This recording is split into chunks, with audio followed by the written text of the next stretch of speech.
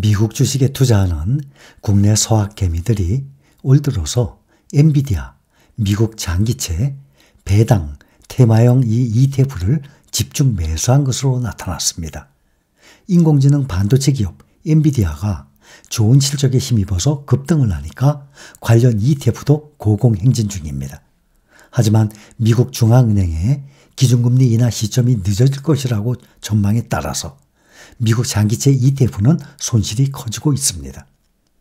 오늘 28일 한국거래소에 따르면 국내 상장된 미국 반도체 ETF 가운데 올 들어서 개인 투자자가 가장 많이 사들인 종목, 항상 말씀을 드렸죠. 에이스 미국 빅테크 탑 7이에요.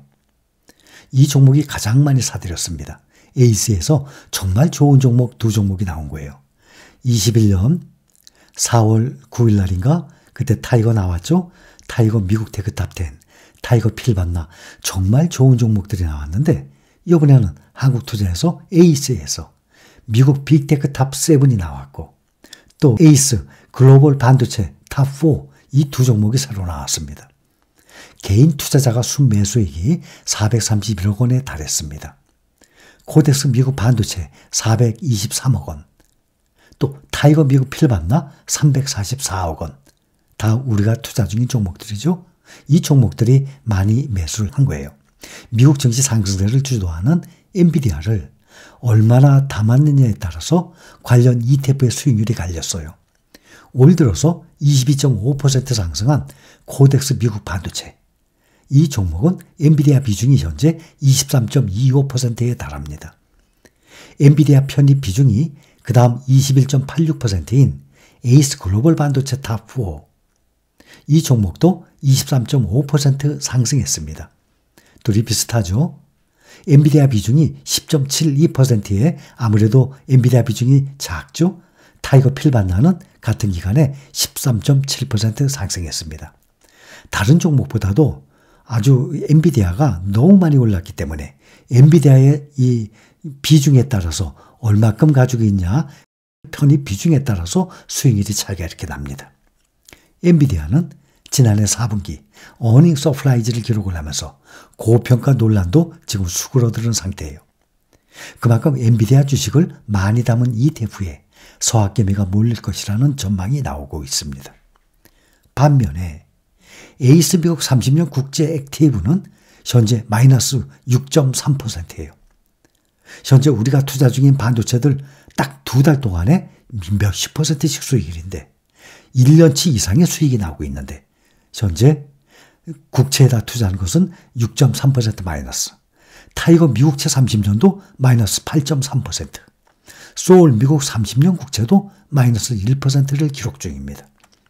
그러니 현재 우리가 투자 중인 이 알짜배기 반도체에 투자를 한 사람들과 반면에 미국 국채에 투자한 사람들과 딱 2달 동안 투자했는데도 아주 큰 차이가 나는 거예요.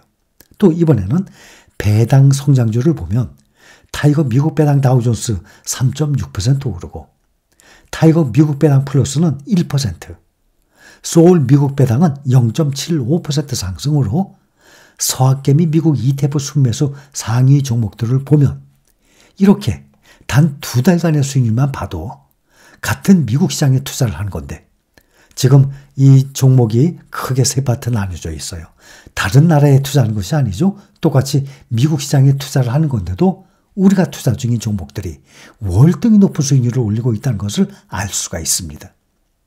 이렇게 1년, 3년, 5년 투자 기간이 흐른 후에 보게 되면 수익률의 차이 아주 더 크게 벌어질 것입니다.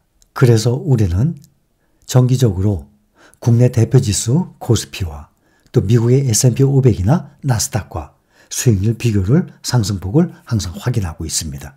그래서 어느 정도 차이가 나는지 우리는 다 알고 있어요. 한국 증시의 대표지수죠. 코스피. 지난 10년간 보면은 제자리 걸음이에요. 지금.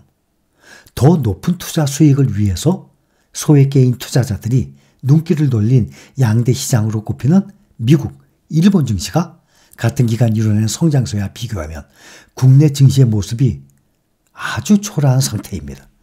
코스피 지수가 1년에 3.5% 정도 상승하는 저성장의 늪에 빠졌던 지난 10년간 미국 S&P 500 지수와 일본 니케이 지수는 각각 연평균 18%, 16% 수준의 수직 성장세를 보이기 때문입니다.